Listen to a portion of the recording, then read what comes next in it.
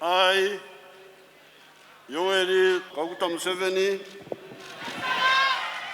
The story of President Yoweri Kaguta Museveni can't be told without revisiting the historic moments of January 29, 1986, when he took the oath of the office of the President of Uganda. This, according to scholars and historians, ushered in a new chapter in the country's history. We had a plan, and almost, I think we have fulfilled it. That day in 1986 marked a turning point for Uganda. For me, who is older and have seen a number of governments, there has never been such a government. President Museveni was sworn in as the new head of state, a moment many who witnessed it still describe as the beginning of a new Uganda. When we are looking at this swearing in, it is actually a manifestation of success. By saying that fundamental change and spending 40 years, isn't that one a fundamental change? Because managing a state for 40 years, it takes an extra kilometer for a person. You must be a charismatic leader. At the ceremony, several figures that would later stand up to shape Uganda's leadership closely stood with him, including the then officers of the struggle. There has been a total transformation from within the 10-point program. They have transformed. And as you have articulated properly, now we have come to ATMs. When you get an occasion like this again, with the president who has been here with us and is swearing in another time, it is a great opportunity. It's a sign of change that has occurred.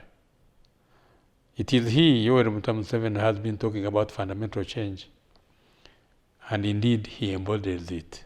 And of those present recalls the significance of the moment and its lasting impact. We are talking now about a country which is in a middle income status, when then it was a pariah state. 1977, for 79, 80, 77, the economy of Uganda had grown -3%. Reflecting on nearly 4 decades of leadership, observers note that what began as a humble beginning has evolved into a long political journey marked by multiple constitutional oaths. The significant point, in my opinion, is the achievements that have been made by his leadership, by President Museveni's leadership. Thank you. I believe that from the continued and successive voting of Ugandans, they have clearly demonstrated that they appreciate him. He has shown that his presence in Uganda has put a mark, an imprint that you cannot eliminate. You can't rub it off. Over the years, the venue of presidential swearing-in ceremonies also shifted from Parliament to close ceremonial grounds, a decision explained by officials in the office of the president. The reason I think that in 86 why it was put at Parliament, it was because of the insecurity which was still lingering around. That's why it was put in a closed place. But otherwise, if things had been done and things were okay, you remember that in Uganda now there are many issues. You remember in 1985 there was even no celebrations for independence. Therefore, we are coming from a very complicated situation. That's why it was pushed here in a closed place. The 1986 transition is widely described not only as a change of government, but as what some call the rebirth of a new Uganda. What we have achieved here needs to be preserved, but preserved by multiplying it, by growing it, by qualitatively changing it. Even as the years have passed, few could fully predict the length and continuity of this leadership journey. How can you see the future? How can you see the future?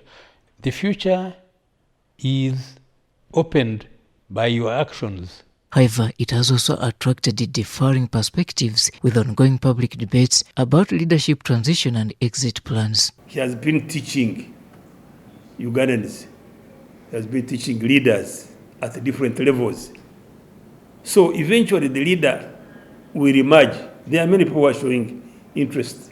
When that time comes, The constitution is there, and transition will take place. As Uganda reflects on the legacy of 1986, there is little debate that the name Yoweri Kaguta Museveni remains deeply entrenched in the country's political history. President Museveni is a good teacher of our times, following Mwalimu Nyerere.